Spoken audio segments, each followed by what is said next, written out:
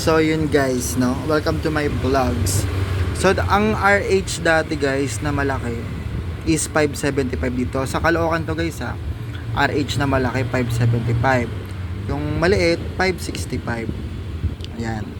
So ang tinutubo mo lang dyan per bottle is 9.4. Ayan. 19.20 naman sa malaki. So sa 20% yan guys ha. Yan kung napapansin nyo. Sa 20% yan guys. So, kung susundin mo yung 20% guys, ayan ang kikitain mo or yung tubo mo, 19.20. So, hindi ko siya ni-round off kasi bakit kamo mababa pa yung percentage nito. So, kung susundin nyo lang to guys ha, disclaimer lang guys, nagbibigay lang ako dito ng idea para presyohan nyo yung mga paninda nyong alak, no? Kasi yung iba naguguluhan pa rin kung magkano ba yung ipapatong nila. Pero guys, kayo pa rin po yung masusunod sa presyohan nyo. So ngayon, ang bagong presyo sa akin dito na mga panindang Red Doors or whatever, ayan.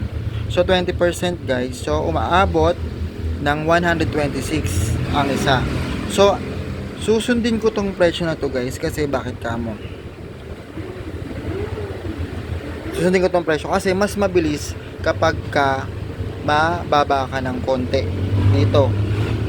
'Di ba? Ayun yung kasi nga hindi mo naman hinahabol diyan yung mga pagod mo or whatever kasi pag nasanay sa yung tao na mababa ka. Pero guys, disclaimer kung kaya nyo lang pong magbaba ng presyo, no?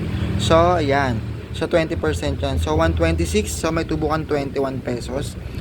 Sa isang case 21 times 6.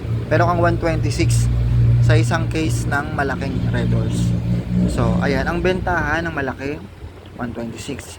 Yung maliit 62 pesos. Ayan guys. Times nyo lang yan, 20% mo guys. Kung ang isang Red Doors is 105, yan, times 20% nyo lang guys. So 21 yung tubo nyo, 21 plus 105. Ang benta nyo is 126.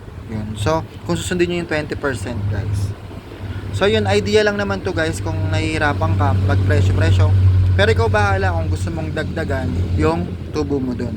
Kung sinasabi mo na pupuyat ka, nag-tricycle ka pa, nasa sayo yan, 'di ba? Nasa sayo yan kung tataasan mo ang tubuan sa iyong sari-sari store. Kanya-kanya kasi tayo ng presyuhan guys. Pero sa akin, mas effective tong ganito guys. Medyo mababa ka. So, hindi mo naman sila kakalabanin or whatever. No? Kasi, ang kinagandahan dito, kung saan mababa, dun sila. Eh, para hindi na-i-stack yung Red Doors mo, yun. Para hindi na-i-stack yung Red Doors mo, yan, gawin mo yan. Para tuloy-tuloy ang pag-asenso ng sari-sari store. So yun lamang po guys. This is my vlog for today. Yan. Kasi ang daming tatanong, magkano bentahan mo ng ganyan? Ganito, ganyan. O yan. 20% ano lang. 20% computation lang. So alam nyo na guys. Bye bye guys. Thank you for watching. Yan. At ako'y mamimili pa ng Red Doors. Bye bye guys. Thank you for watching guys. Bye bye. Mwah mwah.